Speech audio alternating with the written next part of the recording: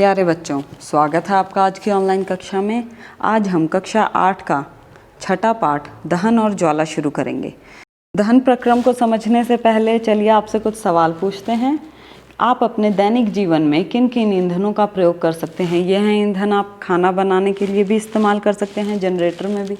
तो आपकी सूची में गोबर, लकड़ी, कोयला, पेट्रोल, डीजल, संपीड़ित प्राकृतिक गैस, ये सभी सम्मिलित हो सकते हैं। आप सभी ने मोमबत्ती और कोयले को तो जलते हुए अवश्य ही देखा होगा। इन दोनों के जलने में क्या अंतर है? इसका अनुमान आप सभी ने बिल्कुल सही लगाया होगा कि मोमबत्ती ज्वाला के साथ जलती है, परंतु कोयला बिना ज्वाला के जलता है। चलिए अब हम दहन प्रक्रम को समझने का प्रयास करते हैं। पिछली कक्षा में आप सभी ने मैग्नीशियम रिबन के दहन के विषय में अवश्य पढ़ा होगा। मैग्नीशियम एक धातु है और यह जलने पर सफ़ेद रंग की ज्वाला देती है। मैग्नीशियम के दहन होने पर मैग्नीशियम ऑक्साइड, ऊष्मा और प्रकाश उत्पन्न होता है। चलिए अब हम सोचते हैं कि कोयला किस प्रकार जलता है। कोयला वायु की उपस्थिति में जलेगा और कार्बन डाइऑक्साइड, ऊष्मा और प्रकाश उत्पन्न करेगा। मैग्नीशियम रिबन का जलना या कोयले का जलना, यह दोनों रासायनिक प्रक्रम हैं।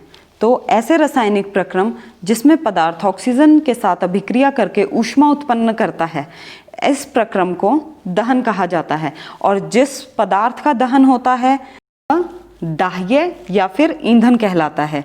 दाह्य या ईंधन की अवस्थाएं ठोस, द्रव, गैस, तीनों में से कोई भी हो सकती है।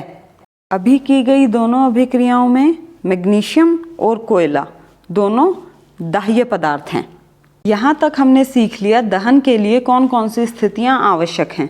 सबसे पहला है दाह्य पदार्थ की उपस्थिति और दूसरा वायु की उपस्थिति।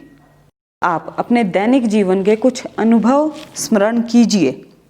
क्या मेज़ पे रखी हुई माचिस अपने आप आग पकड़ सकती है?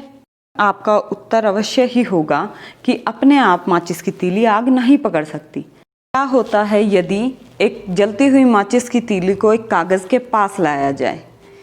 और क्या होगा यदि उसी जलती हुई तीली के पास हम एक लकड़ी का टुकड़ा ले आएं? दोनों में से कौन आसानी से जलेगा? पर आप सभी का उत्तर यही होगा कि माचिस की तीली से कागज़ आसानी से जल जाएगा, परंतु लकड़ी का टुकड़ा आसानी से नहीं जलेगा। तो यहाँ पर आप सभी ने एक चीज़ देखी कि विभिन्न पदार्थ विभिन्न ताप पर ही आग पकड़ते हैं। तो वह न्यूनतम ताप जिस पर कोई पदार्थ जलने लगता है उसे उस पदार्थ का ज्वलन ताप कहते हैं। और जब तक किसी पदार्थ का ज्वलन ताप नहीं पहुंचता है तब तक दाह्य पदार्थ आग नहीं पकड़ सकता। तो यहाँ से हमें समझ में आता है कि मिट्टी का तेल या कोई भी अन्य दाह्य पदार्थ अगर वह कमरे के ताप पर रखा हुआ है तो वह आग नहीं पकड़ता, क्योंकि उसका ज्वलन ताप कमरे के ताप से बहुत ही कम है। और अच्छे से समझने के लिए क्रियाकलाप करते हैं। हम दो कागज़ के कोन बनाएंगे और एक के अंदर हम जल डालेंगे और दूसरे को हम खाली रखेंगे और दोनों को हम मोमबत्ती के साथ गर्म करना शुरू करेंगे। तो हम देखेंगे जो कागज़ का खाली कप है या कोन है वो जल्दी ही जलने लग जाएगा, परंतु जिसके अंदर जल है वह नहीं जलेगा। क्या आप इसके पीछे का कारण सोच सकते हैं? इसका कारण है कागज़ के कप को दी जाने वाली ऊष्मा चालन द्वारा जल में चली जाती है। अतः जल की उपस्थिति में ताप कागज़ के ज्वलन ताप तक पहुंच ही नहीं पाता, जिसके कारण वह कागज़ का कप नहीं जलता है। अतः ऐसे पदार्थ जिनका ज्वलन ताप बहुत कम होता है और जो ज्वाला के साथ सरलतापूर्वक आग पकड़ लेते हैं, ऐसे सभी पदार्थों को ज्वलनशील पदार्थ कहा जाता है।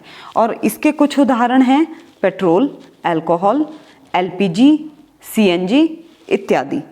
आशा करते हैं कि आज आपने इस पाठ के मुख्य शब्द समझ लिए होंगे। धन्यवाद।